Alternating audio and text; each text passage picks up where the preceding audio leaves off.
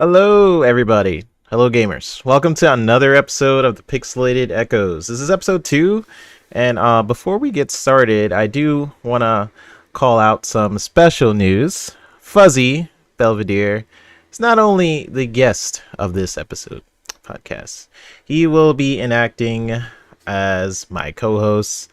I've been looking for one for the show, someone to sort of ride the topics on with me consistently. And future episodes, we'll probably have bigger panels with the both of us sort of leading all these different stuff. But wanted to focus on this episode just being the two of us to kind of start off this journey.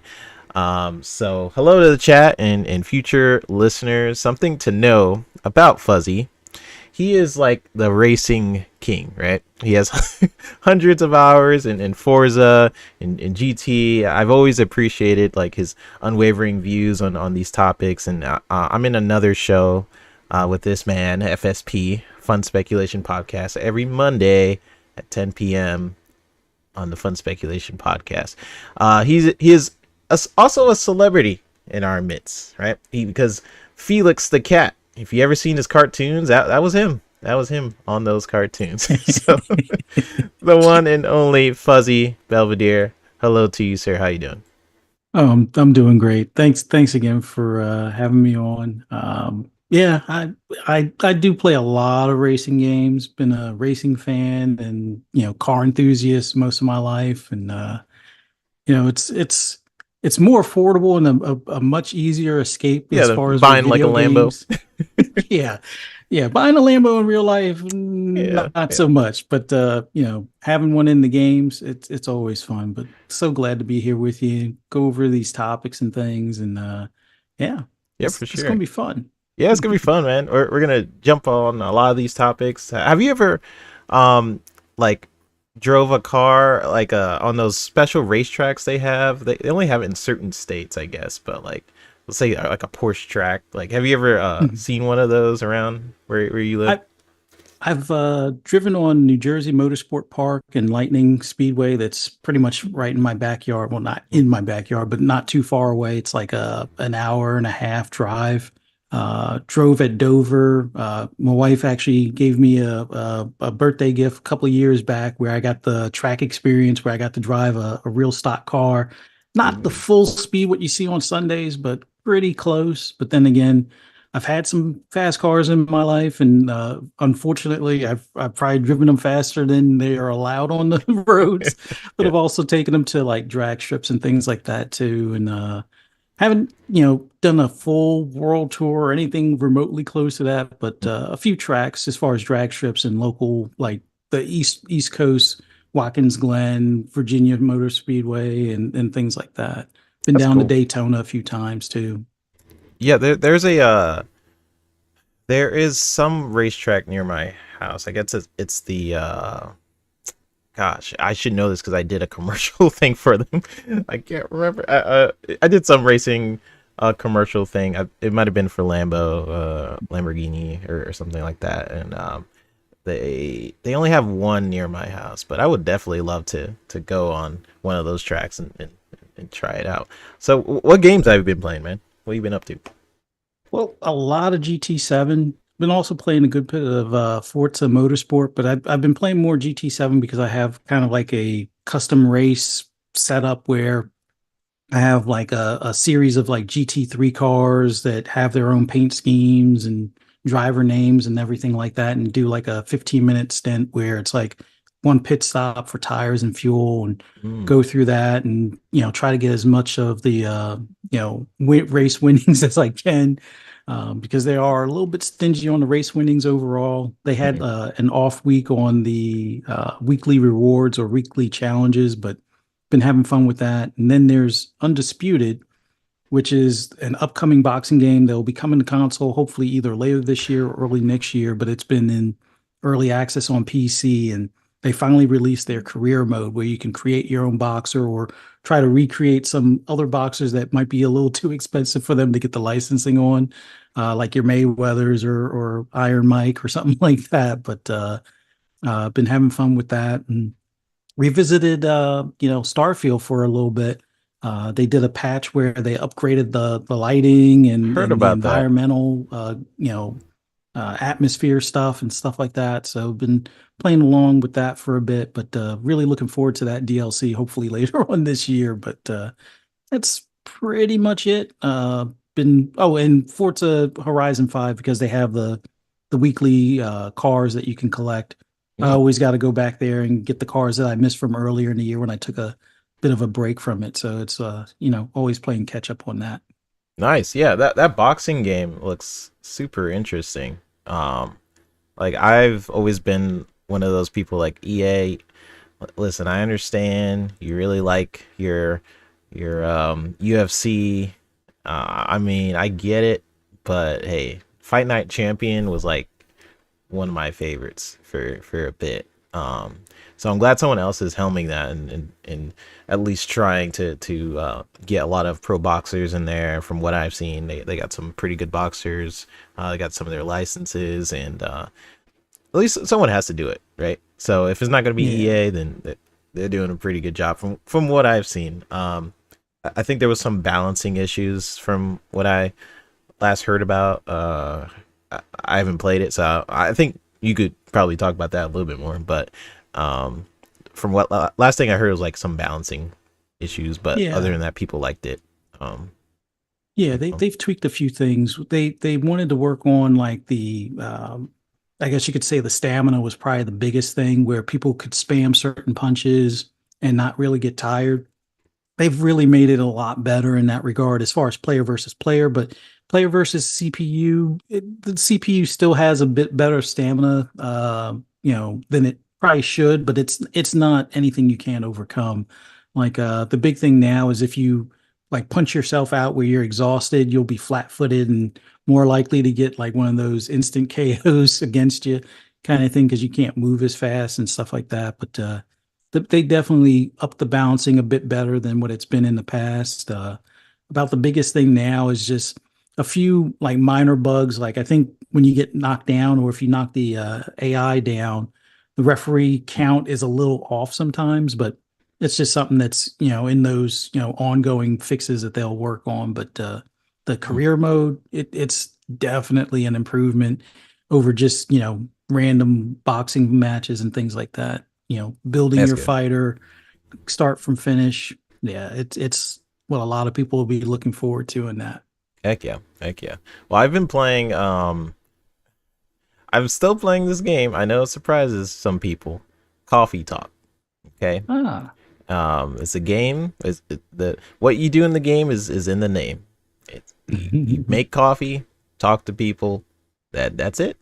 That's all you do. I do look up some recipes because it'll some of the people will come in the shop and they'll be like, "Hey, make me something macchiato." I don't know much about coffee, even though I Mhm. used to drink it a lot, which Mhm. is surprising.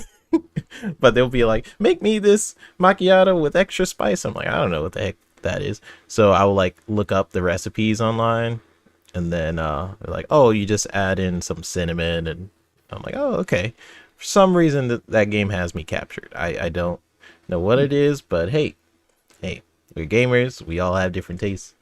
Yeah. So I'm liking Now, that. Um, do you and try any of the recipes on the beverages you get like if you go to like a Starbucks or a Dunkin' or anything like I that? Do you try should. any I of should. those? Some of those drinks be looking good. And you can pour this cream on it, Mhm. and you can like design the coffee. So I like sometimes Nice. spend way too much time.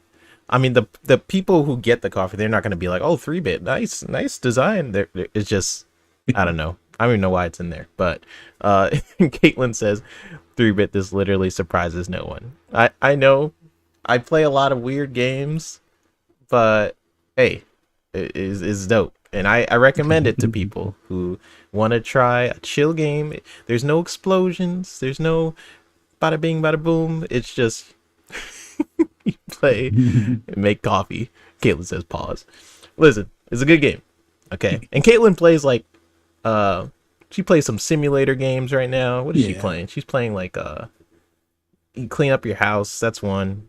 Yeah. Um, some other ones I like know there was like House Flipper was one that probably had our attention for a while. And it's yeah. like, man, the fact that you can like do reconstruction or like interior design or just which is change dope. everything around and then like, all right, I'm gonna put this house on the market and see what it goes for, and then get ideas for your own place kind of thing is pretty cool. So I don't know what gets me about those games. It's like it's so simple, but hey, it gets me.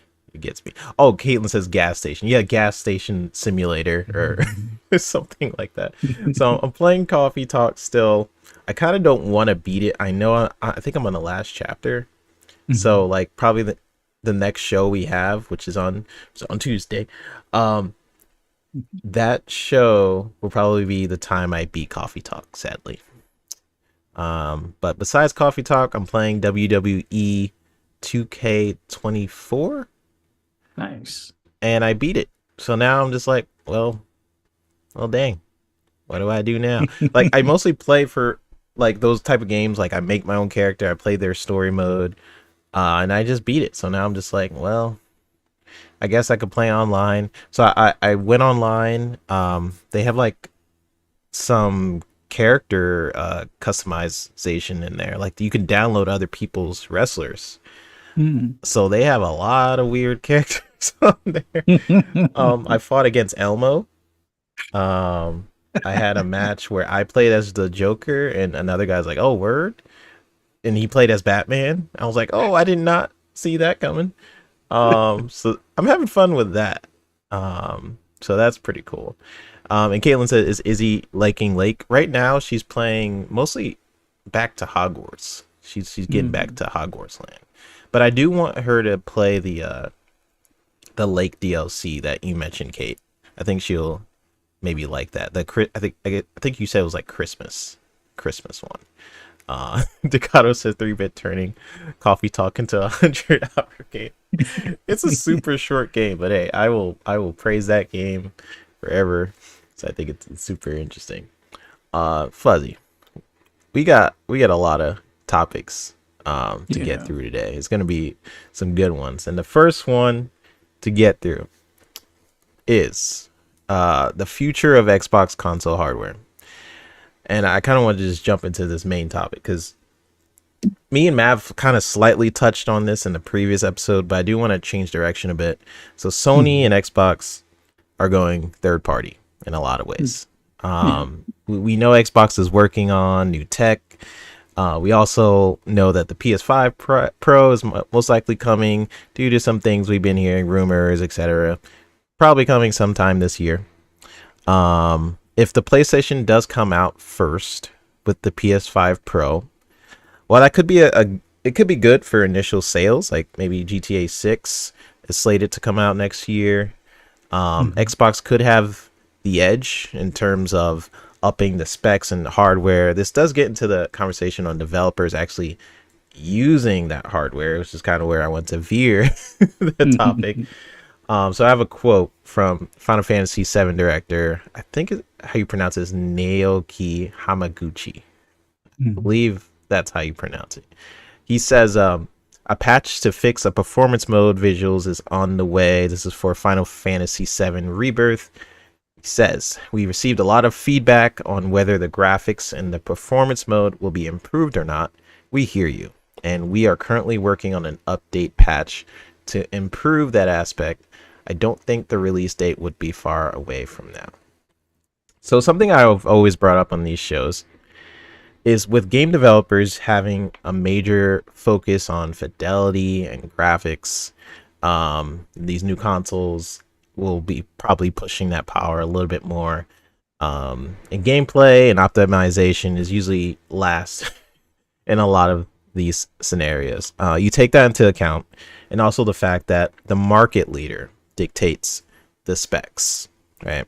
So if PlayStation is a weaker console than Xbox for this new generation, would it even matter when developers choose to make the game for one console or the other? Like they'll make the game for PlayStation, then port it to the Xbox. It's almost as if Xbox's advantages don't mean anything to a ton of third-party publishers because they opt to use development features for the PlayStation first, which cuts out Xbox's optimization features. So I've been talking about this for so long, and I'm going to bring you into this conversation. I've been consistent when you had people out here like Reforge saying that Series S is a potato and it's holding back gaming. This is something I've heard from a lot of different PlayStation peeps. And I was on the boat. I was in the boat considering Xbox has more next gen titles than PlayStation, and like who's really holding back gaming, and also the architecture in this generation. It's more expansive than ever, especially when you have games slated to come to the PC. Um, which means you create a game for a ton of different builds. When you build a game for PC, the most popular card for a while has been the GTX 1650, right? Which is pretty weak card. It's weaker than the Series S in a lot of ways. So that's why I always said, if you are building a game for PC, you are most likely building a game for multiple specs, which means you're not damaging the Series S in any capacity. So bringing the question to you, Fuzzy. With all I said in mind, Xbox's position in the market affecting game optimization for the platform, PlayStation possibly having an early start with their rumored PS5 Pro, which platform do you think will have the advantage? What do you foresee in the future of console hardware? Like, where do you think it's going to go? Well, one thing that I'm intrigued with is this NPU, or this neural processing unit, where it's like an AI chip that they're possibly looking to incorporate into the mix.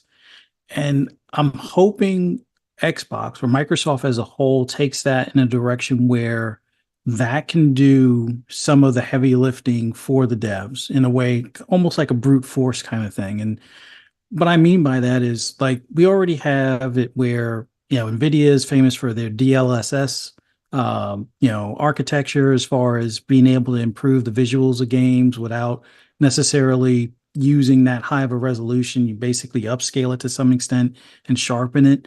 And then you have FSR with AMD. I'm hoping this NPU can kind of take, like, what would normally be I wouldn't say the bare minimum standard, but, like, let's say the 1080p 60 setup, and then up-res that and sharpen it in a way where it looks like it's 1440 and runs like it's the same 60 frames on a 1440 scale. So I'm hoping Xbox or Microsoft as a whole takes that and uses that to its advantage. So that way, even if the devs aren't optimizing per se for their chipset, or, they're basically porting over a PS5 Pro build for the next gen, Xbox, that NPU can kind of do the heavy lifting in the background to kind of do what they've kind of done with the Series X with the FS, the frame boost Right. mods that they have, the auto HDR and things like that. So hopefully that will give it an advantage in a way, even if the devs aren't taking the time to use the, DirectX 12 tool set and things like that. So I'm hoping that that kind of fills in. But in the grand scheme of things, I think even with this PS5 Pro, the fact that it's now going to be more in tune with the RDNA 2 architecture and maybe quote unquote RDNA 3 features, Yeah. I think because of that, that will automatically help the Xbox Series consoles, because since that's already embedded in those chipsets, when they go to take advantage of the PS5 Pro, it'll in turn also benefit the Xbox Series console. So, in a backwards way, I think the PS5 Pro will help the Series consoles more than it will be a leap for the PS5 versus the standard PS5 versus the Pro. And then if if Microsoft goes with that AI chipset, and they're already working on doing their own upres or frame generation and upres setup now built into the software. If they kind of get that going along with the chipset that they use, whether it's Intel or AMD or whatever, hopefully that will do the back end part to make it so they're not dropping frames, they're keeping a consistent frame rate, keeping a consistent resolution, and having a lot of those other bells and whistles that you would normally expect on a next gen console kind of thing. So Yeah. I fingers mean, crossed that holds up. we had I guess it was Baldur's Gate where they said that the Series S helped with optimization for other systems. So I could see that happening on a more general scale for for the PlayStation, considering, and I've said this before it was even like out there. I said when you have PlayStation as the market leader, and I've seen it, game developers are going to optimize for the PlayStation first, and then they will port it to the Xbox rather than utilize all the Xbox's features, everything that's in there, RDNA, technology, has all these ray tracing stuff. A lot of impressive technology in both PlayStation and Xbox, but I've always said, if you do it with one, then it won't really, you won't utilize everything within the Xbox. But there's something that happens there when you build a game for the PlayStation and you have the PC in mind. That means you also in default aren't utilizing everything in the PlayStation. So really, it's like which console is really fully being utilized? It's not much.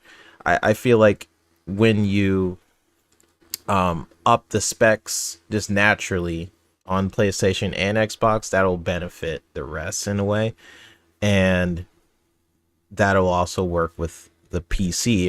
If you start getting more people to get better PC technologies, get basically tell people screw your graphics card, you gotta upgrade.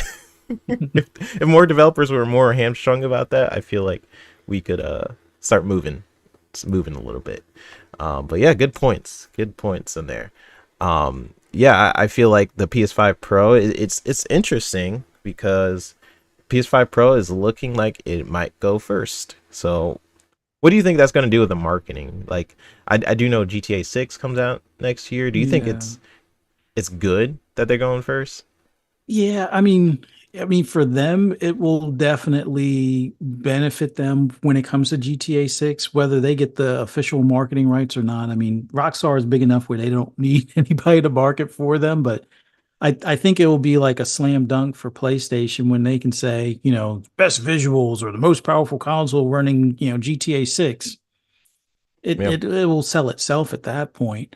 And the fact that they're doing a lot of these remasters, hopefully there is a Last of Us 3 somewhere in the mix in time for the PS5 Pro, but whatever the case may be, those remasters are going to be, I guess, more in tune on what you would expect to see on PC possibly. So they could kind of, push that narrative as well. But yeah, it it will give them a small boost. Well, I won't say a small boost. It'll definitely give them a boost between now and quote unquote next gen.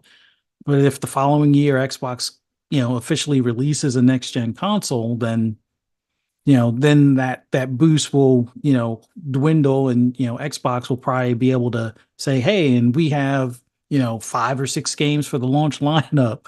Some of them, yeah, they might be cross-gen games and things along those lines, but right. as long as they show the difference between what it looks like on the series consoles versus their next console, I think that will be the moving and motivating factor for people to do the upgrade at that point. And Yeah, then if they're able to show, hey, and remember how Red Dead Redemption 2 looked better on the Xbox One X?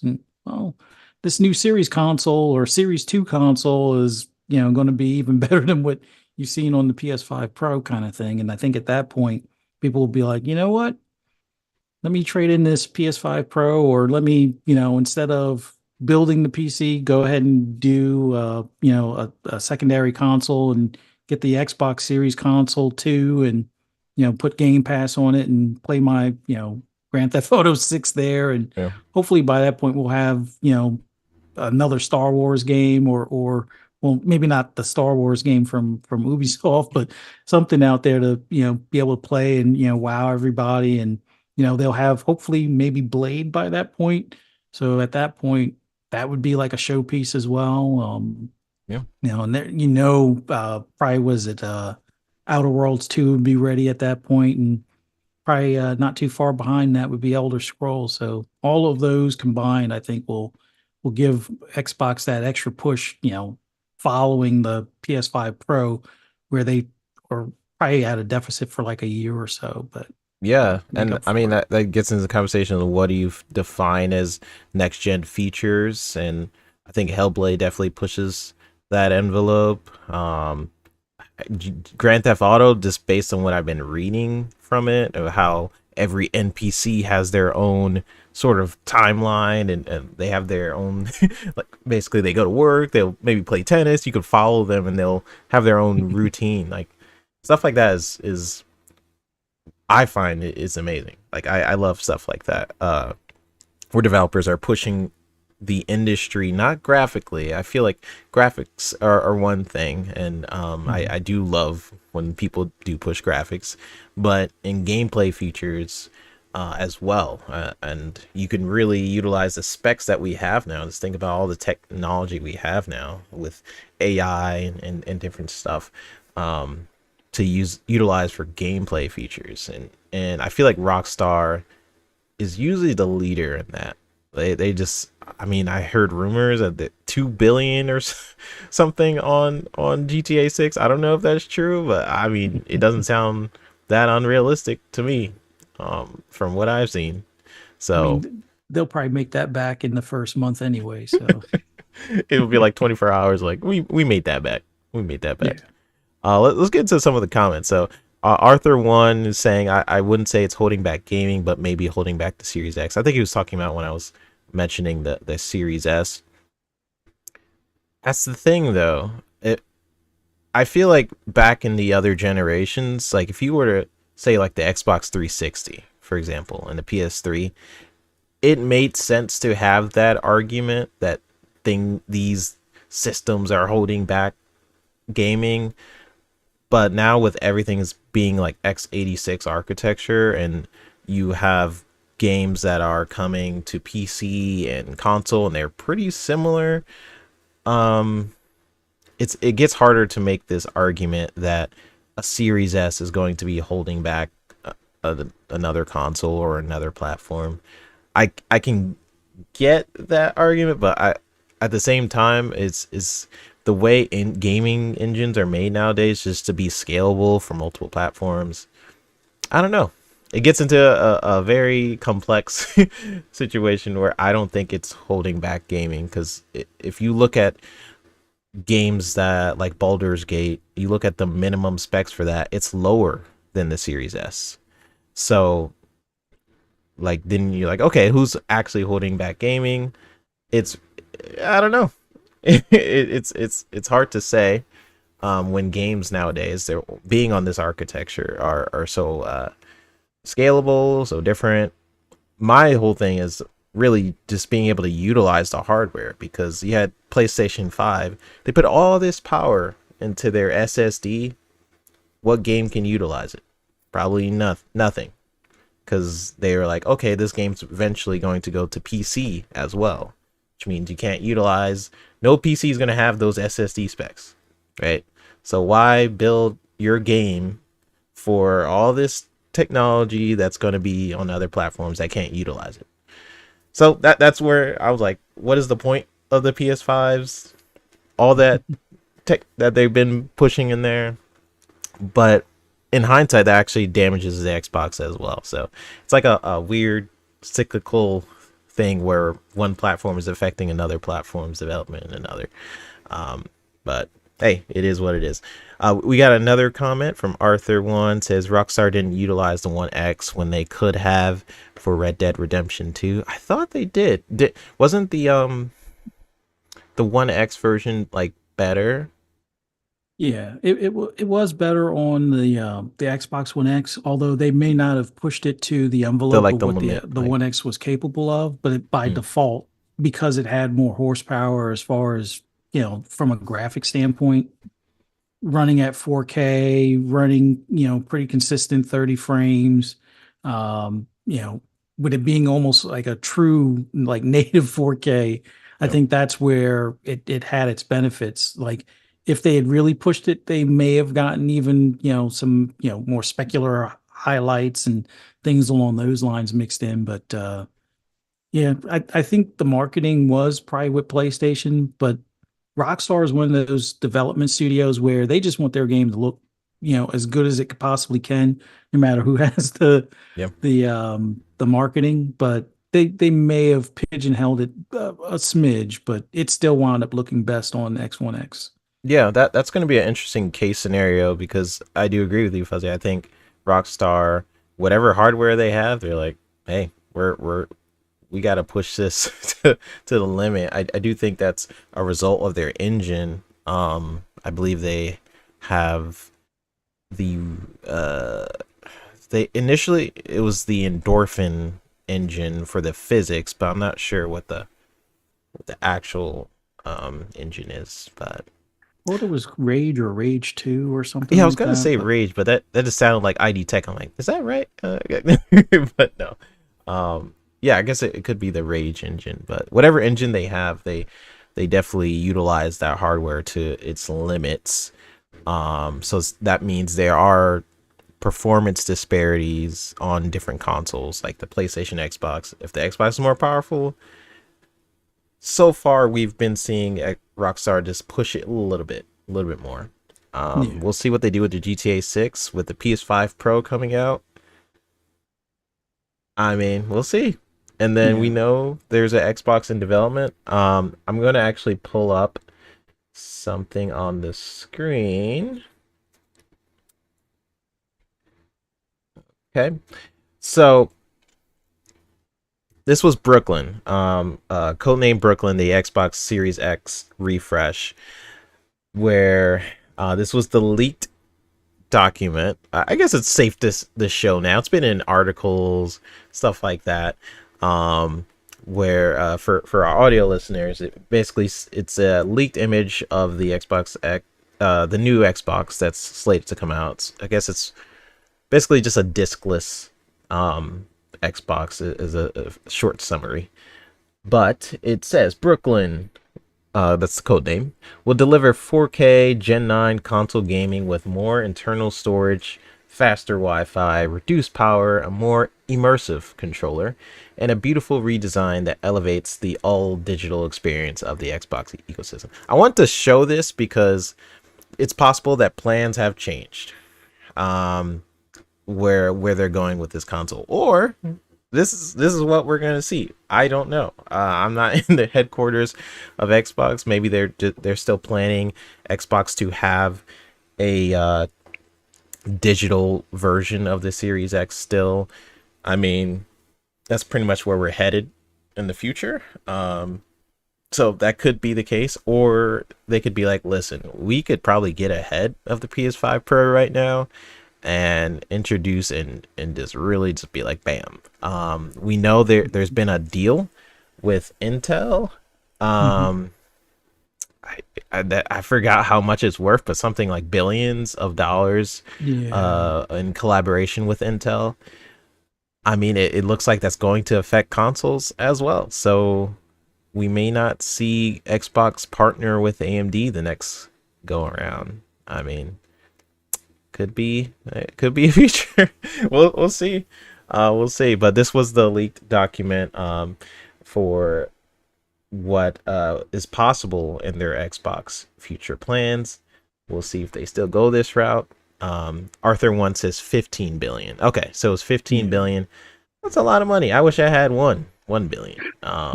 So anyways, so that is our first topic. A lot of interesting things, man. There's a lot of different ways they could go. Um, Game how certain developers like Rockstar, they could utilize the hardware.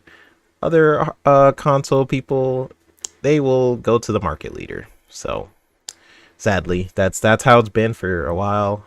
We'll see how Yeah. that changes. PS5 Pro, like you said, Fuzz, will probably affect the Series X and stuff positively. So we will see where that goes. So, but we're getting to our second topic. This is something you brought up to me, but something I did want to definitely talk about, which is our licensed games becoming a thing of the past. So this comes from a report from Fortune.com. EA cut 5% of its staff, which sums up to around 670 employees. Sadly, that's a lot of people. And in the memo slated by the EA CEO, Andrew Wilson, he stated, "We are also sunsetting games and are moving away from development of future licensed IP, intellectual property, and that we do not believe will be successful in our changing industry," end quote. So, hey, I mean, he Hmm. says it right there. That he Yeah. doesn't believe that's in our future, and it does get into the conversation, Fuzzy. Something I think Xbox has foreseen and sort of has been forced to foresee, which is owning an IP, owning a franchise means you can control the budget, the marketing, general development. I mean, Microsoft is a $1 trillion company, so owning a franchise like Call of Duty is a lot more powerful than what Sony has done for decades, which is pay marketing costs, which adds up.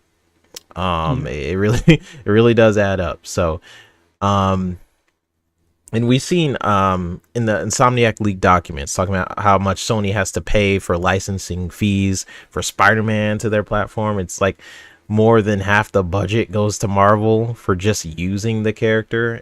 EA is Yeah. looking at these licensing fees, and it looks like the CEO is basically saying, "Yeah, this ain't worth it. This is not worth it." So now Yeah. if you were to ask me years ago whether or not licensed IPs had an impact on brand, I would have been less receptive. Me personally. Just because I grew up in an age where video games were just known to be bad.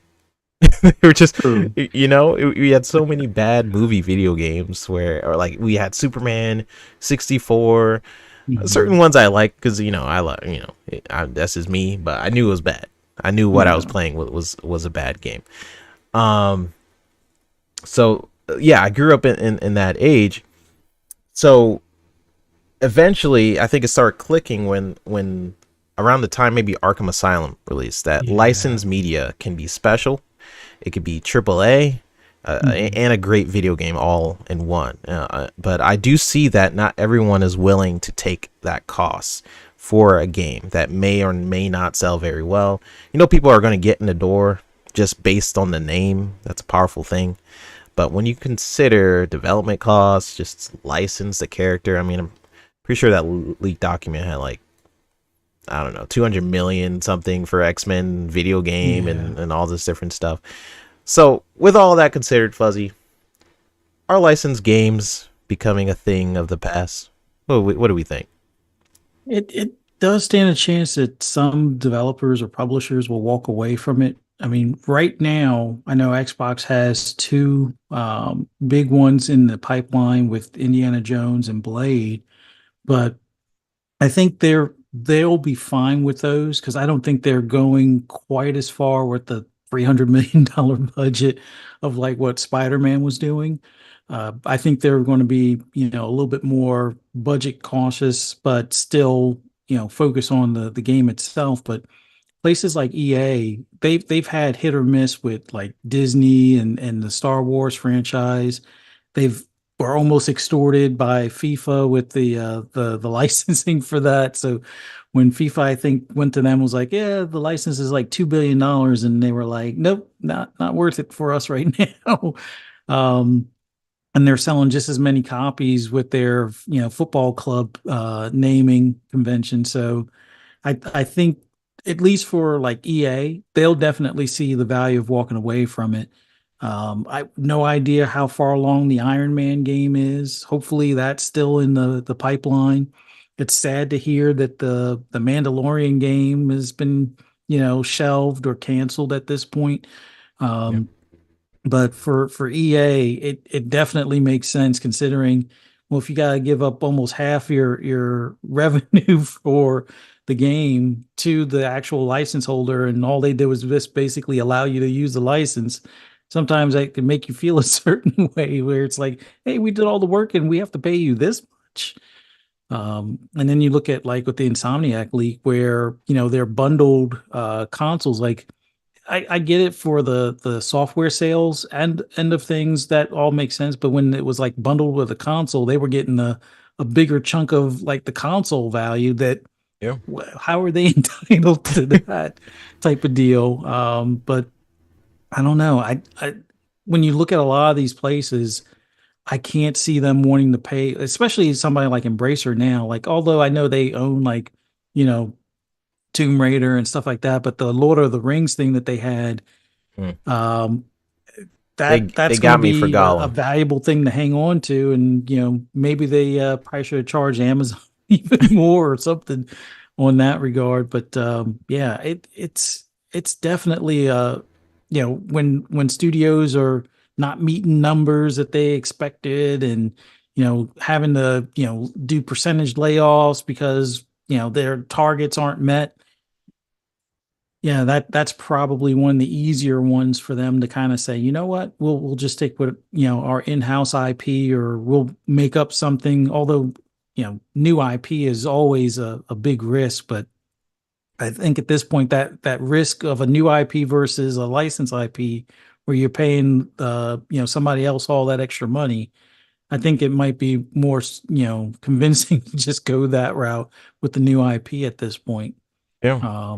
But yeah, I other than the big fish like your Microsoft and Sony at this point, I don't think many others are going to really play that licensed IP market for much longer. I mean, other than maybe sports games like NFL and MLB, NHL, things like that will probably still be huge, because I don't think they are charging as much of an arm and a leg as what FIFA was doing. But outside of that, yeah. Although I guess that RoboCop game did well for what they probably Yeah, paid for that that license. game So came out of nowhere. yeah, But that just goes to show you, if you have a good game, people will come. yeah, If you that was a good example of like that developer has made really bad licensed IP games. Some people mhm, bought I they made like Rambo and stuff in the yeah, past. Some people bought it and it was like, okay, this is kind of bad, but and mhm, for some reason, I don't maybe some people at the studio, they're like, "You know what? Let's put some time into our game and let's actually like genuinely care about the IP and dive." I don't know what the switch was, but they really made a pretty great game. yeah. Right after a really bad one. It was very confusing. They're that development studio is so confusing to me because I'm like, where did that come from? Okay, you guys had it in you all along. Okay. They must Um, have been RoboCop fans growing up or yeah. something. Like Rambo's like, Rambo's okay, I guess. Oh, we got okay. Let's actually made them step up in their seat a little bit. But yeah, great points. I think licensed IP, like I'm a fan of licensed IP games, especially with how a lot of developers have been treating it lately. We've been getting a lot of great superhero games. I have my criticisms of Spider-Man. You guys have seen me on different podcasts talking about it. Mhm. But hey, it's still a good game. Like if I were to play Spider-Man as a kid, that game came out, I would have been freaking out. Like, wow, probably playing that for hours. So we're just in a Yeah. state now where a lot of quality games are coming out, and I feel almost spoiled by it. It's kind of cool. Me and Mav was talking in the last show about like ratings in games nowadays. Mhm. I feel like they are not always matching up to what the game is. There's a lot of bias and sort of thing that comes before the game even comes out. Like if a game has a message of like, hey, um, for example, with Hogwarts, like, hey, J.K. Rowling is involved with this game. The gaming media is like, oh, word, okay, refuses to to cover it almost Yeah. everywhere. It was very crazy what they did with Hogwarts, but that just shows you like how journalism works a lot of ways today, sadly. So I prefer for me to go to someone like Fuzzy, to go to someone like Psycho. Psychonauts is in the chat, and you're welcome, Psycho. Um, and just ask my friends, what did you think about the game? Because I feel like I Yeah. could genuinely get uh, a good view on what a game is nowadays. It's very hard for me personally to go to someone like IGN and be like, okay, you don't like space games and you're reviewing Starfield. Like, okay. Like, you Yeah. know what I mean? It's insane. Where the Yeah, gaming they media. review the game for what they wanted it to be as opposed to what it actually is in a lot of cases. And it's like that automatically starts them off on the wrong foot. It's like if it's not what they wanted from get-go, well, we already know it's not going to get, a fair review or even a review based on what it is kind of thing. So Yeah. I, I almost wish there was a way the gaming media either did it more as like a committee kind of review, or if you had it where, all right, this person reviews platformers and that's all they really focus on because that's their preferred, type of game. Don't have them reviewing a racing game or don't have them reviewing a sports game. Have the Right. guy that actually, plays those, types of forms of games review it. Although I could see them saying, oh, well, that will make it more biased, blah, blah, blah. But it's like, if someone's not really into RPGs and they have to go through reading the dialogue and figuring They'll out dock what points things to just keep and stuff like that, yeah. yeah, it Yeah. just it would make it so much easier if the person was in tune with what the game is as opposed to just, hey, you want to review this game, here you go kind of thing. It's like, oh, I know you've never played a platformer in your life, but hey, go ahead and play Cuphead. Oh, you can't get past the tutorial, no, no problem kind of thing. But yeah, it's gaming reviews are kind of weird, but luckily there's a lot more content creators and streamers and things like that. And a lot of them are creating their own, web pages, whether it's like season gaming or like even us with FSP with Mav and everything. It's like at least you get some feedback from someone that's either streamed the game, played the game, or is interested in the game because of what the game is, as opposed to, well, I really wanted this Far Cry game to be, a stealth game. Wait, what are you talking about? Yeah. You can play as a stealth game in Far Cry if you want, but Far Cry is still Far Cry kind of thing. So Yeah, exactly. And that's a point that I've been like, so it's just so weird to see a lot of journalists go after games for being what they wanted it to be. I'm like, especially you start to see the hypocrisy very quickly. Um, especially with what they did with Suicide Squad, where they punished the game. Like, it's one thing to not like the game. I'm not saying you can't like the game. You play Suicide Squad, like, it wasn't for me. I get that, right? That's one point of view. But to have another point of view where you are saying like, oh, it has all these live service elements. You play the game, there is barely any live servicey type stuff in there. Like, it doesn't even like push skins and stuff in your face. It's very much like this bombastic, crazy third person horde type game. I would mhm. say it's more so that than live service. I understand you say live service because it's a continuing experience of the story, etc.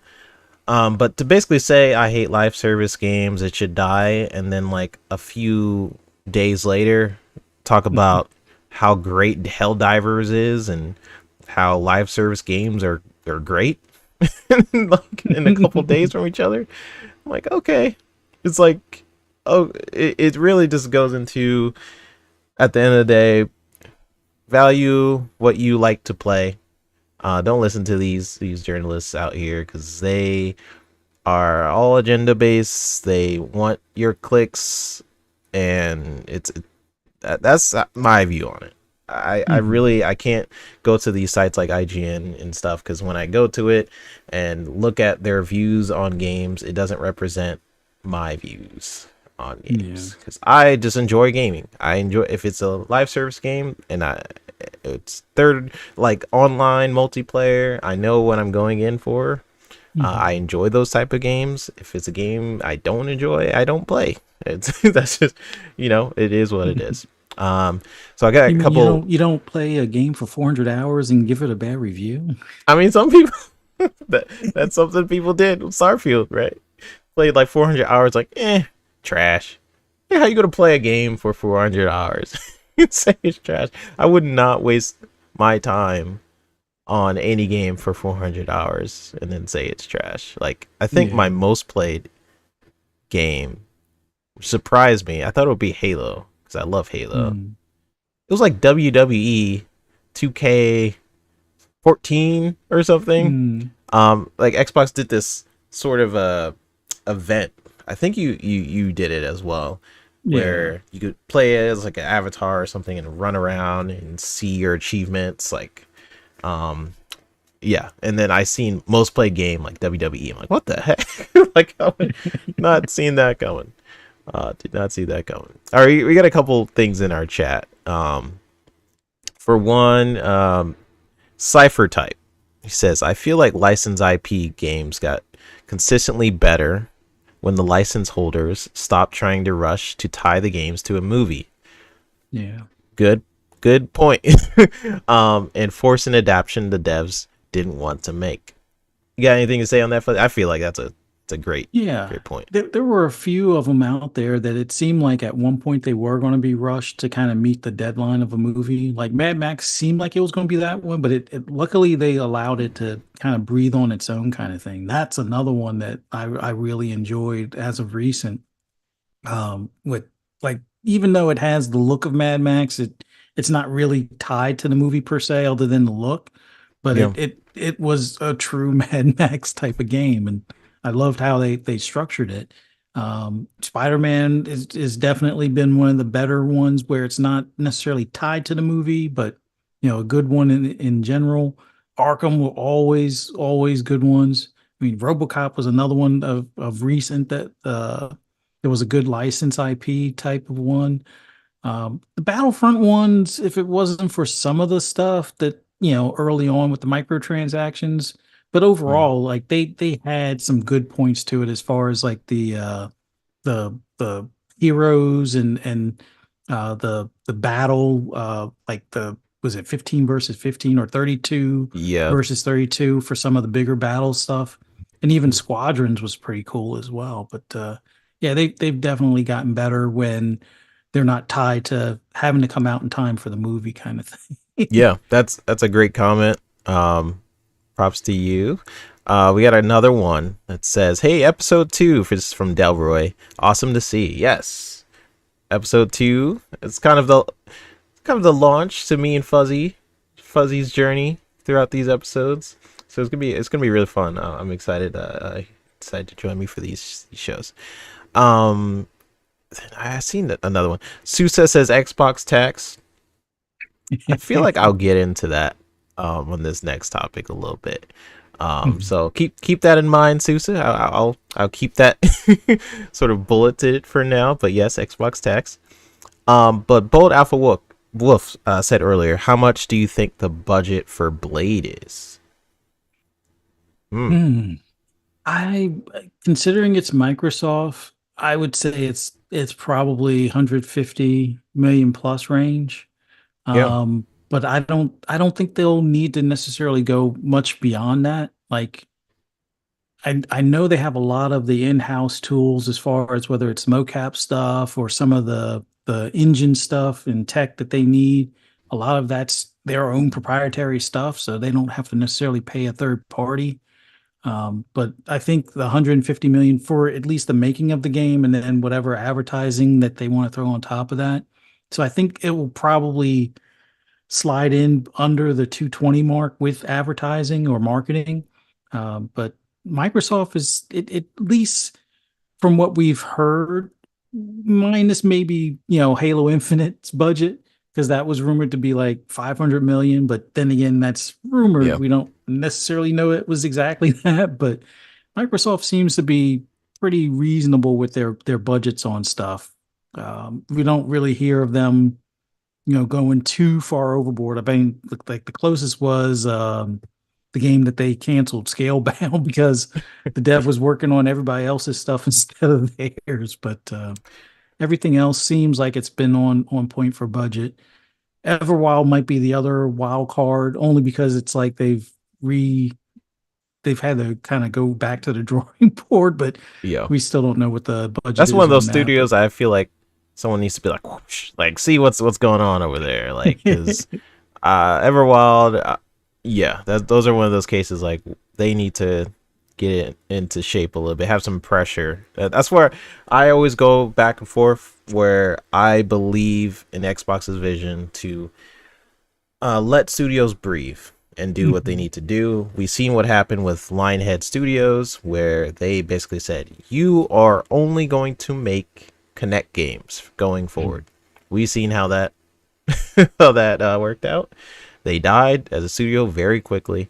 But Yeah, then they were too hands off with Redfall. yeah, So yeah, so there needs to be a balance there. I feel like they need to look at Rare a little bit and be like, hey, Scalebound, what's going on? you know, get some ties to that studio. Now they own even more studios. So yeah. good luck to them.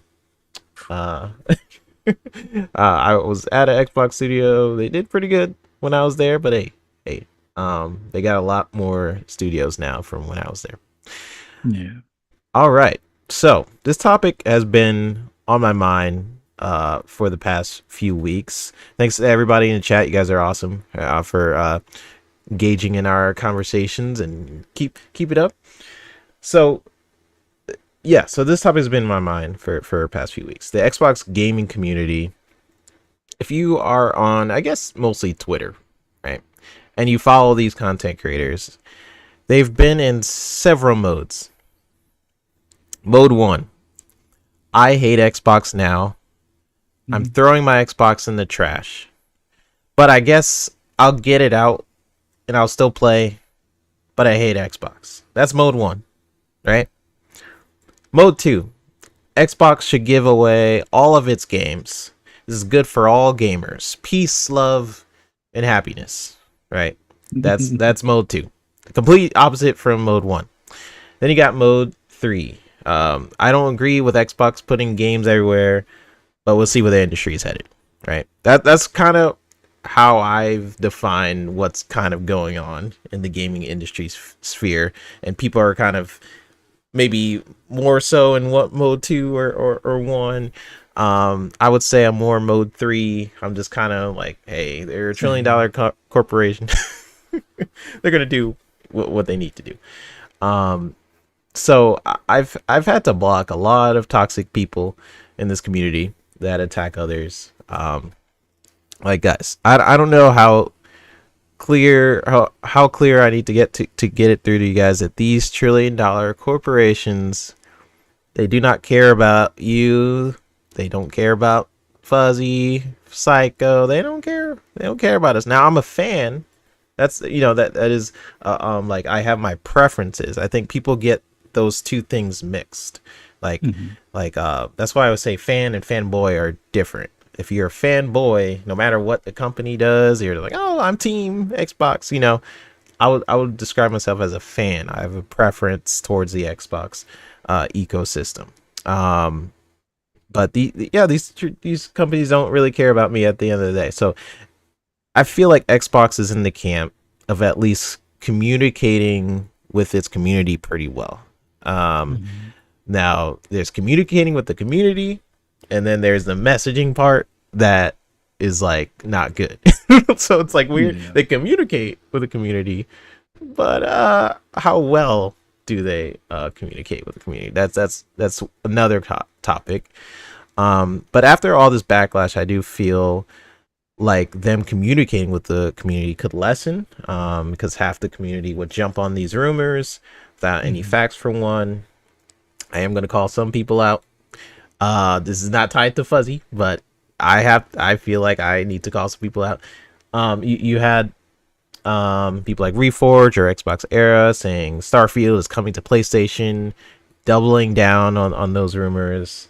Mhm. And you had Phil saying it's not really in the plans, and people are like, aha, see, he says not in the plans. It's still happening. So my whole thing is this: it brings up a lot of point of conversation. You figure out what you value as a gamer. Xbox has more value to me in its ecosystem than PlayStation and Nintendo probably combined for me personally. Mhm. So if I left, I feel like it hurt me more than help. I don't agree with their approach to put games on other platforms. I do think that does damage the brand of expectation from consumers. Consumers are already confused by the name Series X. They are already confused by like small stuff like that. So Mhm. confusing expectation, it doesn't go well. But my whole Mhm. thing is third party is something Xbox has always done, starting with the Xbox One era. The thing that has changed is the messaging. Phil has been stating for so long that you can expect our games to go where Game Pass exists. These four games are, they're not, Pentiment, Mhm. there's no Game Pass on PlayStation, so things are changing there, Yeah. obviously. How I see it is the industry is looking at these exclusive numbers, and they just want more money. They're just like, how do we get more money? And if you're mad at Xbox for doing it, I understand, but you best be ready for PlayStation to do it as well. So keep that energy when PlayStation. Well, you go to PlayStation like, aha, I got my exclusive games, and then they just start putting it everywhere as well. So you're like, well, where do I go then? Just go where you are valued, where you feel valued as a consumer. Now there is the thing, where you figure out what matters to you as a gamer, cement Mhm. yourself where you like to be, and as I understand, PC is probably the best place to be. And I feel like you agree with that sentiment. I'm going to bring you into this. Yeah. Um, Now for me, I like playing on my couch, my bed, and my PC is not very good for that. You Mhm. get random errors on your PC. You have to look up and solve. Sometimes it's a graphics card update, and you have to do for like better performance. There's a lot you have to do on your end. You basically act as your own tech support, Mhm. Mhm. where you don't really have to do that on consoles. If you download, you press play, if there's problems, most likely it's the dev's fault. That's kind of how I see it. So my question to you, Fuzzy, do you feel like the Xbox community is valid in how they're feeling? Do you feel like they're succumbing to this Xbox tax that who someone mentioned in the chat, where Mhm. people already have this mentality towards Xbox, so it makes Yeah. more sense for them to be like, well, let's just put games everywhere. Uh, what do you feel? Do you feel like there's some validation there? Well, I feel there is validation with the community, kind of a part of it being, either upset or disappointed in this, slightly new direction as far as putting their games on, other platforms beyond PC per se. I know some people would be like, oh, well, they messed up the minute they put it on PC. And me personally, I was all for that. And the fact that they were doing dual entitlement was pretty cool, in my opinion, especially if you own a PC, you had the wherewithal to switch between the two. Like I wound up buying Flight Sim on PC first, enjoyed it on PC, and then got to enjoy it on console and vice versa. But for me, I look at it as the whole industry is going through a change per se. Xbox always likes to be the first one over the hill, so they're going to be the first one catching Yeah, the arrows, and Sony will be behind them by a year or two. But you best believe they're going at least day and date with PC probably a lot sooner than later. Like I always thought, by the time Ben Studios releases its new IP, that would be the first game that would be the experiment of day and date, before I even knew that they were doing like all these gas games that which eventually have a lot of them have gotten I don't know how shelved or much are canceled and left. stuff. But like for me, I'm not a fan of them putting it on other platforms. So my stance has been my third party purchases will more than likely start being made on Steam. Now that's not me abandoning my current library on Xbox. That's just me looking at where if things come to this, I guess 10-year down the road vision where more of these companies will be apps kind of like a Steam.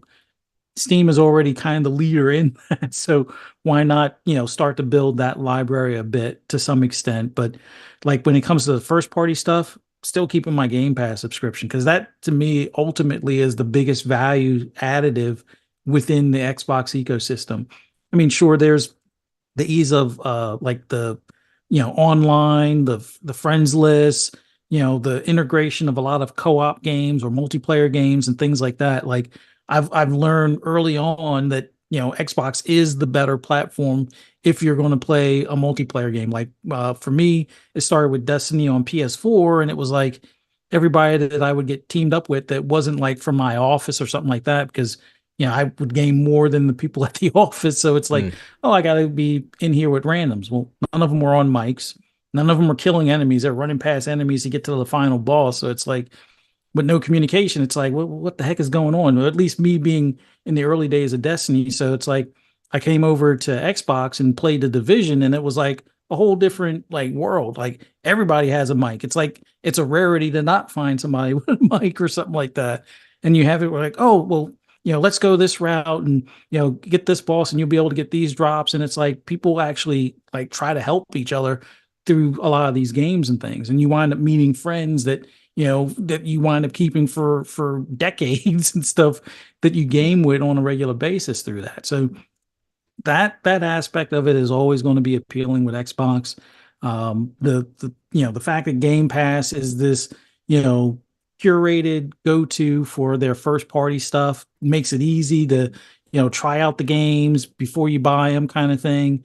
And then if you do decide that you do like it, even though they're not going to leave the service, you get them at a discount. You can buy it, you own it.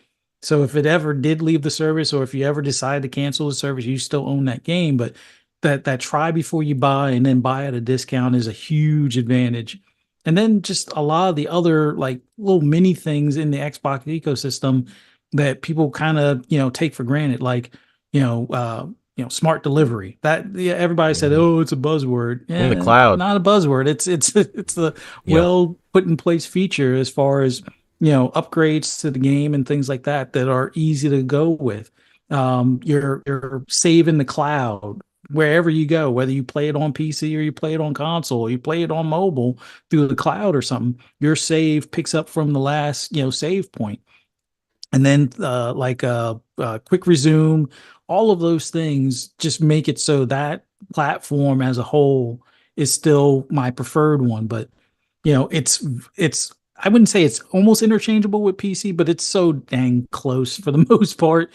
Where between that and Steam, those are my go-to. But there's so many benefits on, especially on the console side of things, with going with Xbox, that I'm still sticking with it. But I can understand the people that threw some of their series consoles in the trash can nice and neatly and then probably put it back in place and we're still playing it type of deal. Although I know there was one guy that traded in for like $300 in Yeah. Steam cards, which I wouldn't go that far type of thing, but to each his own type of deal. Maybe he'll be happy just solely on PC at that point, or playing, I guess, on his PlayStation and PC type of deal. But no, I totally get their messaging hasn't, even if you go back to 2013 time when it was like the whole TV, even though they didn't technically say TV, but Yeah. That's it what was one people of those got. things where it's like, oh, it was focused on streaming as opposed to gaming, even though they still showed gaming.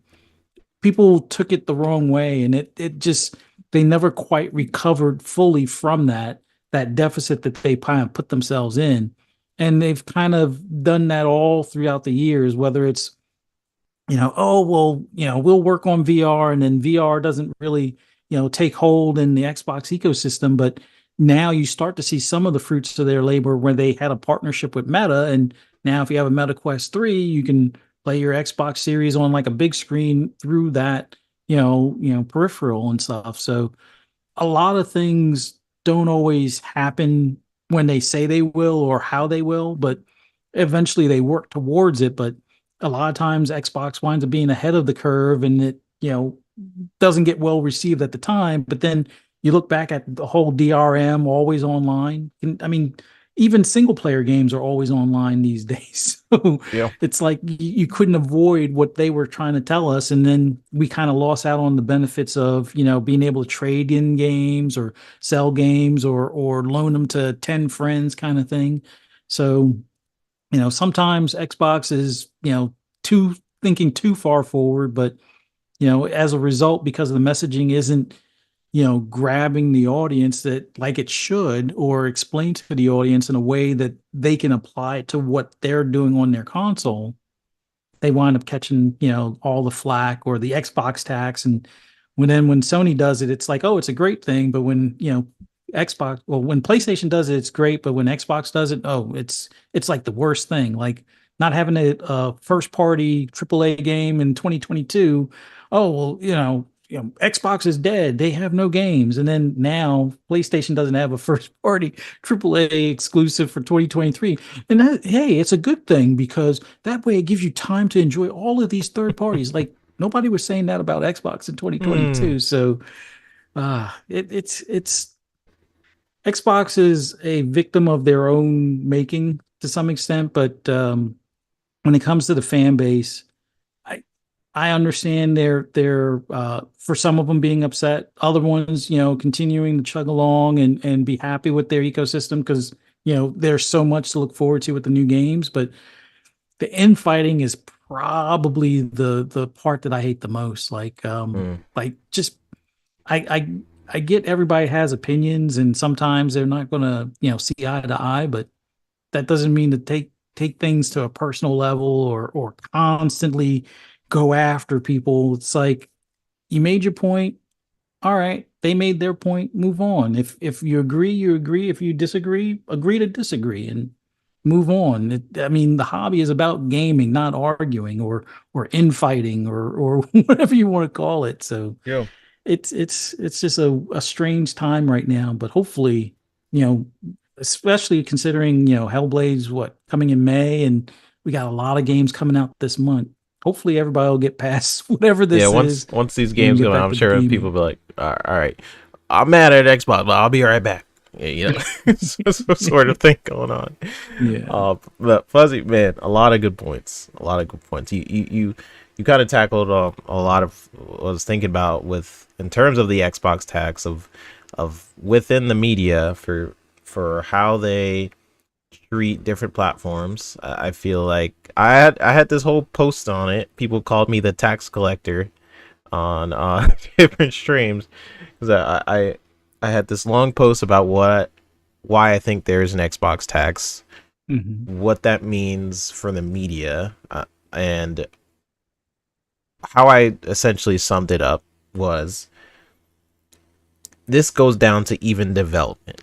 When you are a third party studio and you basically are saying like, hey, I want to make a game for Xbox and PlayStation, they prioritize the PlayStation. That's just maybe that is a result of the tech, but that's just a result of PlayStation being the market leader. That's not a fanboy statement. That is just PlayStation is a powerful brand. So as a developer, I'm naturally inclined to go to where I think people are.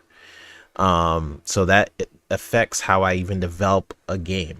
And then I feel that ripples into the media, where the media they mostly play on PlayStation. You see reviews. You'll see 30 reviews for an Xbox, and you'll see like 200 for the same game on PlayStation. So that is the result of the Xbox tax. It's just the PlayStation being such a powerhouse in the media that it affects how people perceive the Xbox just naturally, where it's a mentality of like of a default mentality. That's how I kind of see the Xbox X, where it's like a default, like, oh, I have to play it on an Xbox. instead of where it's on PlayStation. Like, oh, cool, it's on my PlayStation. You know, those are like two different mentalities, and that's just because PlayStation is just it's the market leader that this creates this default mentality. So Xbox tax does exist, in my opinion. People can argue about that, what have you. It's just it to me, just being in the industry, it is just a result of PlayStation being the market leader. And that just means, unfortunately, Xbox is seen a certain way. They could do all these things, like everything Fuzzy just mentioned. They have very great features in their ecosystem with cloud save. You don't have to pay for cloud saving. You can have your games just seamlessly go over if they upgrade it. You don't have to pay again for the same game, even if it's $5, $10, like Last of Us. It's just there. And I feel like a lot of people take that for granted because they just give you these things, but other platforms don't do that stuff, you know. Yeah. So unfortunately, it's going to be like that for a while. And as we're seeing in the media right now, PlayStation will not have a major first party title until next year of April. That is insane. To me, that is insane. But how's the media treating it? They're treating it with like a soft rag.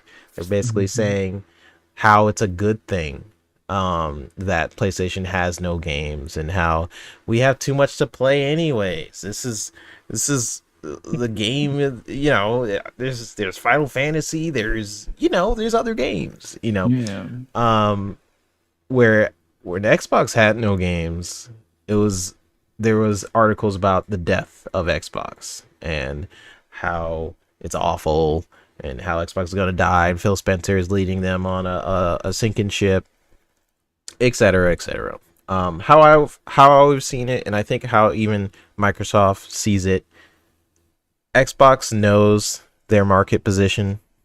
They know how people perceive them, so they make these deals in the background where they still win anyways. I really feel like that's what they're doing, because when you look at the top selling games on PlayStation, it's not PlayStation games, it is Xbox games. It is your Minecraft, it is your Call of Duty. Those are the games that are actually winning. So Microsoft, they're like, all right, you could play, you have your games on PlayStation, they're winning the conversation, etc. But then you actually look at the numbers, and Microsoft's like the basically dangling the keys in front while they're actually stealing your money or something in the back. That's kind of how I see it. But we have a lot of great comments in the chat, so let's get through some of Yeah. them. We have Cipher Type. This was an older comment to you, Fuzzy. He said, make sure to note that stream equals PC. That dual entitlement will not apply there, so you'll essentially buy yourself out of the ecosystem unless Steam allows Xbox integration. True. Yeah, you Any you comments do on that? lose that dual entitlement buying it on PC there. But as far as for third party, that's where I'm mainly doing it. And they haven't, with certain exceptions, they haven't really had a consistent third party dual entitlement program. And it has a lot to do with the third parties themselves because they want an extra piece of the pie. So until Microsoft comes to some agreement on how much extra to give them on each sale, so you'd have like a PC and console copy, it winds up being a wash, at least for third party. But the first party stuff, yeah, that all of those are guaranteed to be dual entitlement, so that's why those will still stay on Xbox. But maybe at some point dual entitlement will be a thing, or maybe everything being digital, it's like, oh, you bought the game once and you're playing it on console today, but as long as you're not trying to play it on console and PC at the same time, you can then play it on PC or play it on mobile. Maybe that's the near future that Microsoft is trying to get us towards, type of thing. That would be nice, but we'll see if that ever comes to fruition. Yeah, well, we'll see, right? I know I was on C Money and Doodle Show, and he mentioned how these four games, what they're testing for. And I never even thought about it like that, because I was like, what's the point? Because how I see it, four games going to another platform the console market is the smallest market. You're not gonna get the money you're thinking you will get, Hmm. even if it's a popular platform like PlayStation. That's how I kind of seen it. But I was like, all right. But the way he kind of phrased it was they're seeing how well a service game like Sea of Thieves performs. Then they're seeing for something small like Pentiment what those numbers could look like. Then a game, what other game did they put on there? Like Hi-Fi Rush, Hmm. game with critical reception. How can that perform another console, et cetera, et cetera? Like it kind of made sense when it was phrased that way. It's like, what are you looking for in four Hmm. different games? Um, I still don't agree with it, but like, hey, Yeah. when I was phrased that way, I was like, oh, okay, I could kind of see that. We got another comment from Delroy. He says, wish Xbox got a few of the games that have been skipping, but still prefer the overall experience over the other two consoles. That is something people brought up, which I agreed with. When you start putting your games on other platforms, Xbox is my favorite ecosystem. Um, it hurts a little bit differently for like loyalists to the Xbox brand Hmm. because PlayStation has been really money hatting games for years now. Um, so it hurts in that way where you're like, well, we already don't get those games, and now you're putting those games on another platform. I understand that mentality. You know, I get it. I'm a huge fan of the Xbox brand as well. There's certain games I'm like, what the heck? Like, why? That game could have clearly been on Xbox. And that is something they've been working towards. I will say that something they've been getting better at with games like Tales of Arise, but they still have a lot of work to do in that Yeah. area. And it's unfortunately one of those things where PlayStation is the market leader. They are the default. So if a game wants to come to Xbox, Xbox has to cough up some more money. And I mean, we've seen Call of Duty was almost not on the Xbox. Yeah. That was about to be a future if it wasn't for Xbox stepping in and paying a little bit more than a PlayStation. You know, that's PlayStation. I feel like people just really underestimate that. Like PlayStation's market power they use in a lot of different ways. It's not discussed enough, but it is what it is. You Yeah. know.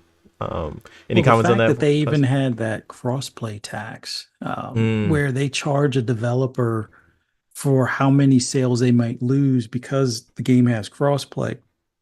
The fact that they could get away with something like that. I mean, of course, like companies like Epic are like, screw you guys, we're not paying that. But some of the other smaller devs are going to be like, yeah, I guess I got to pay it. Either that or I lose having that game do so well on PlayStation. So, mm. but yeah, they've been pretty much underhanded. Even their early days of PS1 with Sega.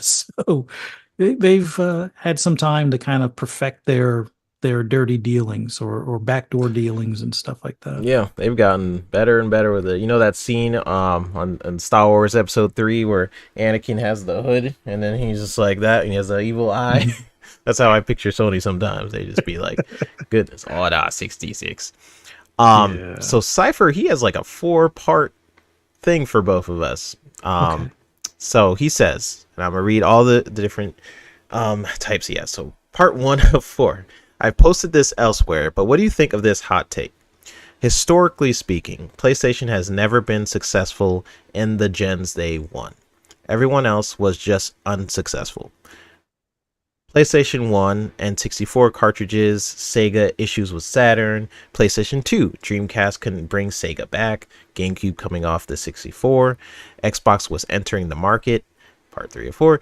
PlayStation 3, Xbox 360 was full cylinders, giving them a beating all generation. Nintendo stopped competing. Yeah, that's true. PlayStation 4, Xbox One was lambasted damn near to oblivion. And the last one, it's no longer the case now, this generation, as much as everyone is trying to prop up the PlayStation 5. What do you think about this, Fuzz? That is a good point. I mean, it to some extent, it's not as much of them being the ones to be successful. It's just, capitalizing on your competitors' mistakes. Like the Xbox One and PS4 generation is a perfect example of that. Like the fact that the PS4 was going to have a camera in it and it was going to be $500, but because, Xbox got so ridiculed for everything they did, they were like, you know what? Take the camera out. It's $100 less. We're going to talk about sharing games because everybody is scared about the whole DRM stuff, and that's what kind of won them the generation because Xbox stepped on a rake basically. Even though they were right, people are always online. Even single player games are always online. People watch a lot of Netflix or other streaming TV services on their consoles, but people didn't want to hear that when you're launching a console, but they wind up doing it anyway. Yeah, that was probably the best example of them. Maybe not PlayStation doing stuff right, but everybody else doing stuff wrong, or at least Xbox doing stuff wrong. The PS3 was like they they they won the tail end of it only because they kept the PS3 in production, and it Hmm. was like the global market because where Xbox wasn't available, that's where they picked up a following. So it's like it had Xbox gone for global market share, then yeah, the PS3 man never caught up with the 360. So yeah, he's definitely on to something when it Yeah. comes to them not being as successful as people want to give them versus their competition just kind of tripping over their own 2 feet. Yeah. I mean, PlayStation's just in an interesting position right now where their business practices are a result of their culture for sure. Being a Japanese company, they focus a lot on hardware sales, and I think they're starting to see that it's not working out for them. As much as a lot of people are praising at PlayStation, hey, look at these console sales, and they usually reference the UK. I'm like, why even go in the UK? But they basically say PlayStation's doing so well. Look at these console sales, and then you have the CEO basically saying we don't want to focus on hardware sales. But then you have the Sony fans like, look at these hardware sales. It's it's a result of their business practices that has to change, and that's why I'm in the boat. Like, listen, PlayStation's going to go third party, Xbox is going third party in a lot of ways. That's where the industry is shifting now. Cement where you want to be. Now that you have that knowledge, don't be surprised when PlayStation starts putting games on other stuff. Cement yourself where you want to be. Fuzzy's already preparing for that. He's been like, hey, all right, I see the future. Cool. I'm gonna be PC land. I'm seeing the future, and I'm just kind of like, oh, we'll see. I'll wait. Yeah, it'll hit me, but I'll be like, we'll see what happens. So good point, Cipher Type. I think PlayStation 3 was a generation to me that even that still sort of shows their market power. They barely won that generation, and they still won somehow. It's barely, but they still ended up winning that. But I think you do have a point with each generation. Maybe they're not as successful as people praise them to be because people love PlayStation. So even if that generation wasn't as hype as people made it out to be, it is what it is. I'm always on the side. I love the Dreamcast. That was a great generation. They had a ton of features. That's just an example where you had a console that had a lot of stuff, a lot of features the other console didn't have. But that brand is so powerful that people are like, I'm gonna buy PlayStation. My friends are playing PlayStation. It's just really a result of that. A lot of comments. You guys are killing it. I'm gonna go through a few of these, and then we'll go to the last topic and get on out of here. So we have Jay Rembert saying, "Was disappointing about Xbox is that they have the opportunity to put their foot on the gaming industry, and they're dropping the ball." Yeah. I feel that. I do feel that. You want to speak to that, Fuzzy?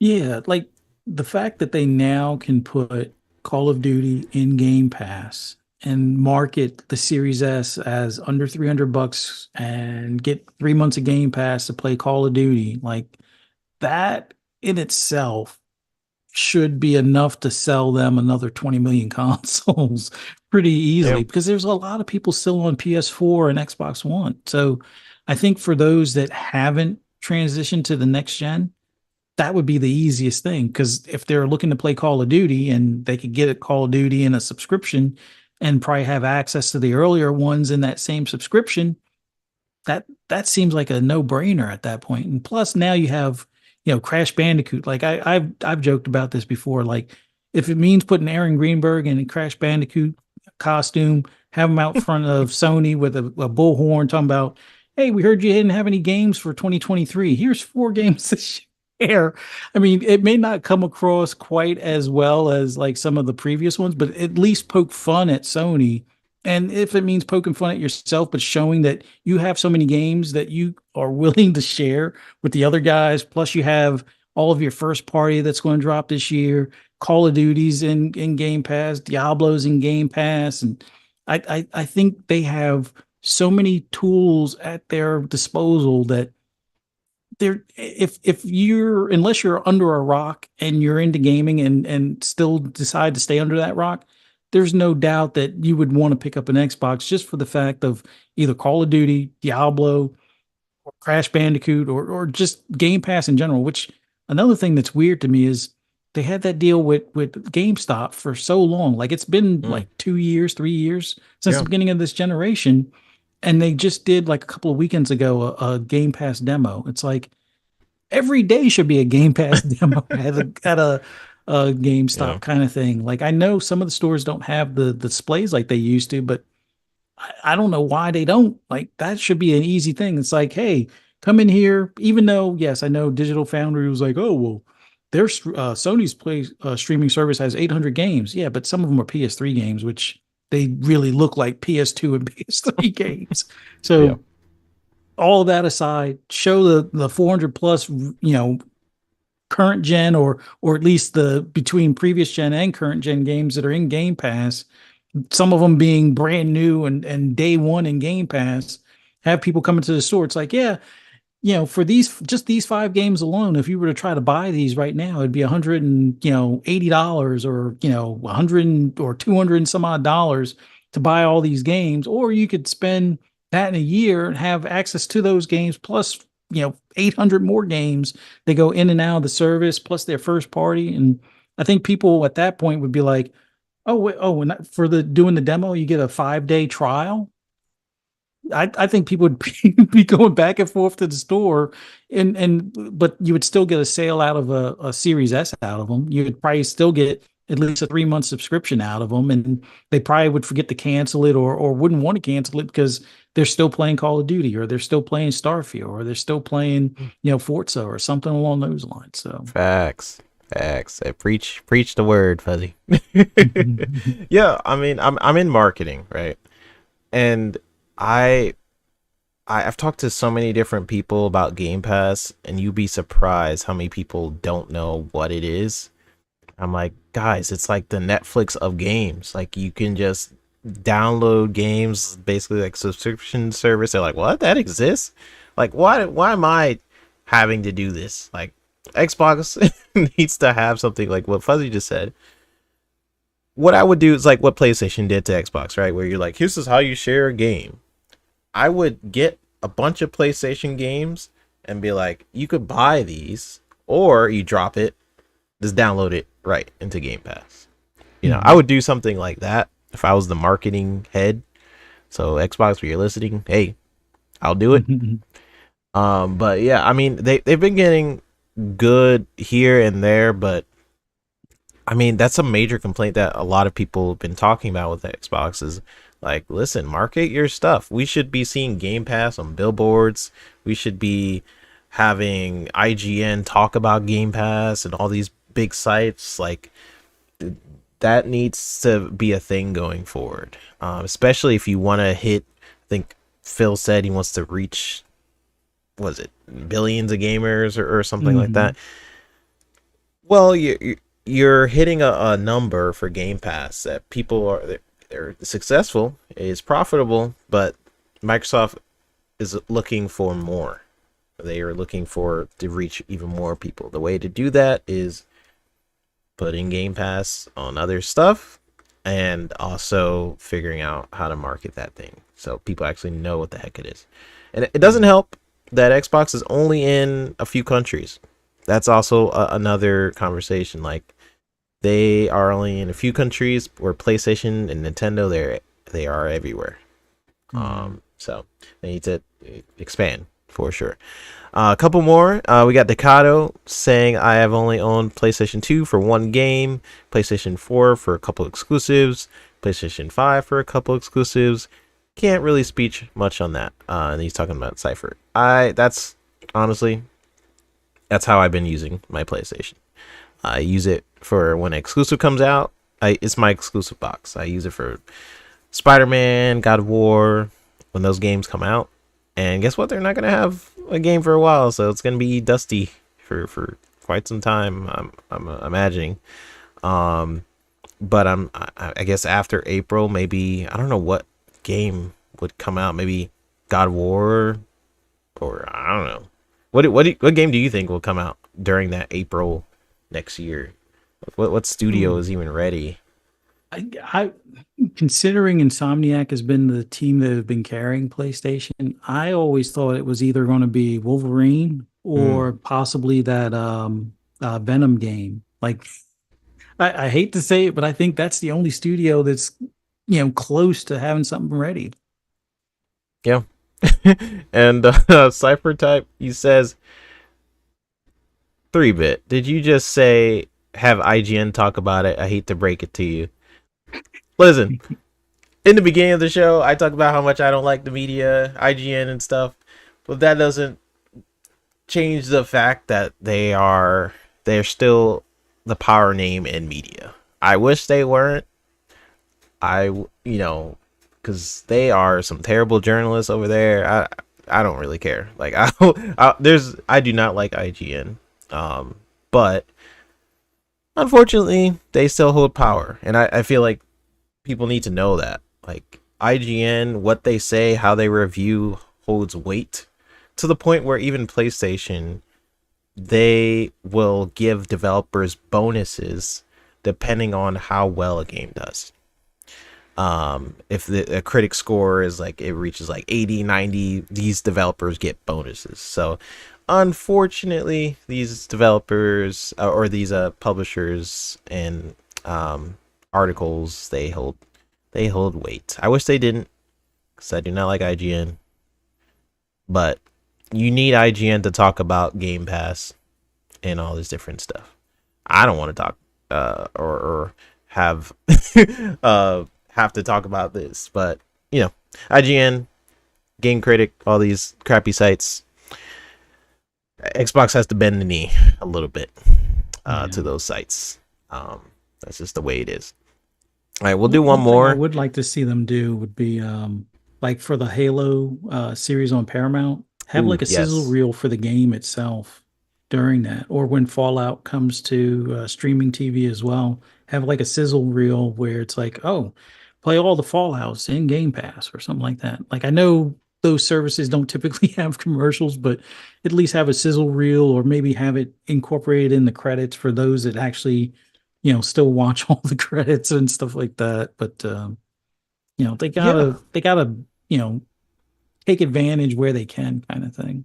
they really need to do like cross marketing with like the Fallout TV show. Like you can play, like they show the trailer of Fallout, and then they'll have like an X and then be like, this is Fallout plus the Game Pass version, or whatever. You can play Fallout in Game Pass today. Like watch the show but also play it on Game Pass, like something like that. They need to start doing Yeah. more marketing in terms of that. They have a lot of TV shows coming up. Halo is one of Paramount's most watched shows, at least the first season was. Um, there's no reason why you shouldn't be like, Halo, watch the show, but also you could play it in Game Pass, just Yeah. something like that. They have a lot of marketing opportunities. I feel like they're just not utilizing properly. Or maybe I'm just not seeing it. Mhm. I don't know. Maybe it does exist and I just don't see it. But if I don't see it, they need to do more. All right. So, Fuzzy, we Yeah. did it.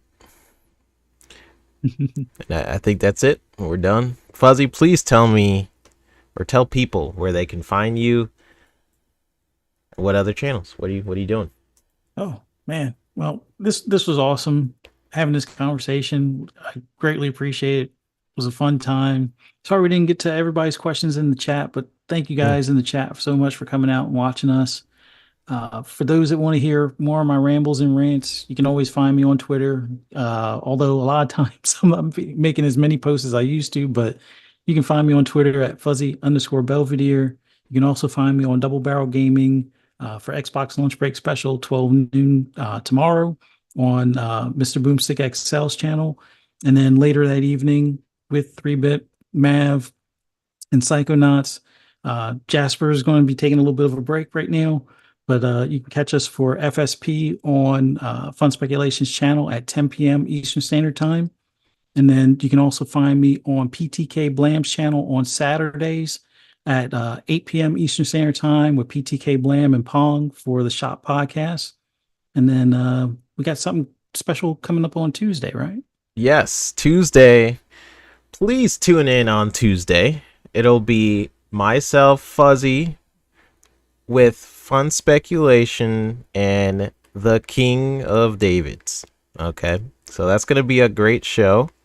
I am cooking up a lot of special things for that show, so there's going to be some surprises. So be sure to tune in on Tuesday at 7 p.m. Eastern Time. That's going to be a fun, crazy show. So be sure to tune into that one. I was trying to end the show, but you guys are killing it in the chat. So I do want to read a couple, just a little couple of them, because you guys are amazing, and I really appreciate everybody for dropping by. Me and Fuzzy really do appreciate all of y'all. So Omi Tony says, 3-Bit Fuzzy getting the kid to bed, then I roll this back. Congrats on another week of Pixelated Echoes. Appreciate you, brother. Thanks for dropping by. Cypher Type, you had a lot of great points. You writing whole speeches and threads in there. I will see you on the next show, brother. Thanks for dropping by. Posy Maniac, you said I should release the video. Listen. One day, okay? One day I'll release the video. But I didn't even start. Did I even really start on the video? There's like a folder that is maybe 1 kilobyte of space. Okay, it's barely a video. So is it a video? It's more like release the notepad file at this point, or something. I don't know. Maybe one day. Bold Apple was talking about advertising Infinite with the show. Yeah, they should. Inferno Games, appreciate you for dropping by. Everybody in this chat, I appreciate everybody dropping by to the Pixelated Echoes. Be sure to drop in for the Tuesday show with myself, Fuzzy, Mav, and the King David. Tried to get him on, and he was like, hey, support the show, appreciate you, 3-Bit, and he wanted to hop on PXE. So we're like, okay, we will create a show Tuesday. Let's do it. Let's have a good time. And that is it. If you guys enjoyed this podcast, be sure to hit the subscribe button. It helps. It just helps. So hit that like button, hit the subscribe button for the future listeners and our on-demand peeps. First off, if you got through an entire show listening to just two nerds talking video games, bless you. If you agreed with us or not, let us know in the comments section down below. And we will see you guys on the next episode of the Pixelated Echoes. Take care, everybody. Later.